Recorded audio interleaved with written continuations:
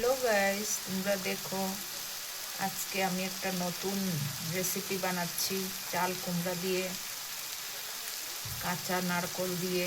আজকে কাঁচা নারকোল নিয়ে এসেছিলাম, কালকে ভালো লেগেছে।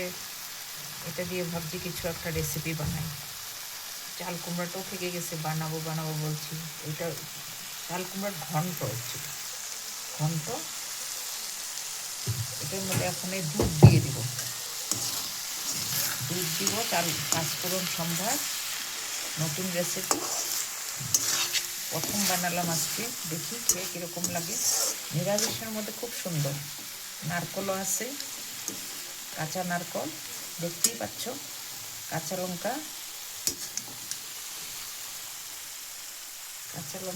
এখানে দুধ দিয়ে দিব,